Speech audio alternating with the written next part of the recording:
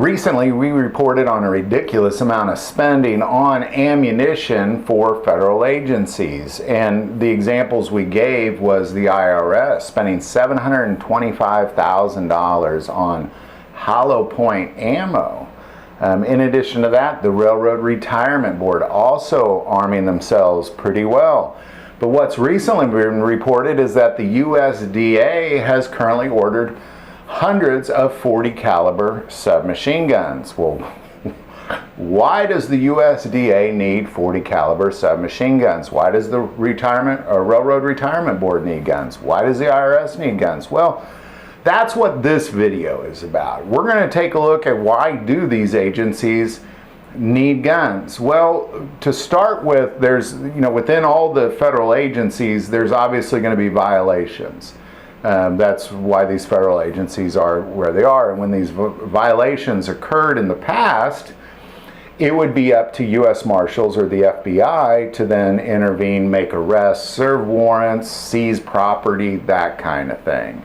It was in 1978 that a law was passed that authorizes any sort of inspector general special agent to work as a federal officer to make arrests, execute warrants, and carry firearms. According to the USDA Inspector General of Investigations, they have obtained more than 2,000 indictments and 1,350 convictions. Now, with the IRS, what I'll say is that the IRS, if you've ever been dealt with the IRS personally, it's one thing just to talk to them on the phone or go to their office. But when one of their officers walks into your business, I've had that experience take place at a school where an IRS officer came in, and she clearly was in the military. She was Major so-and-so, and she came in with guns, and she was very much wanting to take control of the situation right away. So, and if they were seizing property, obviously there would be armed agents involved as well. Now, the Railroad Retirement Board is one that always has people scratching their head. But what's fascinating about the Railroad Retirement Board is it's one of the largest retirement boards out there. There's a lot of people putting in a lot of money going around in the Railroad Retirement Board. There's a lot of scams going around. There's a lot of perjury going around. There's a lot of people trying to scam the financial system. There's over 50 different field offices for the Railroad Retirement Board all across the country.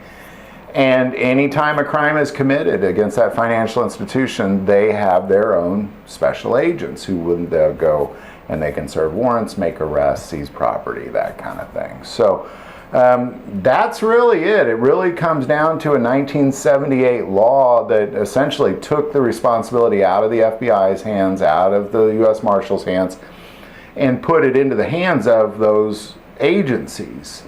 Now, with that being said, I do see why they need to be armed. I definitely do see why they should be armed.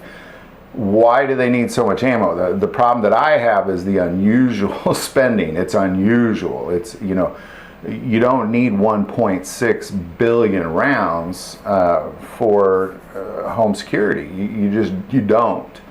And then where to go? Like, where did all that? You don't need $725,000 worth of ammo, hollow point ammo. And again, I've said this in other videos, they're not paying a buck around getting it for the IRS.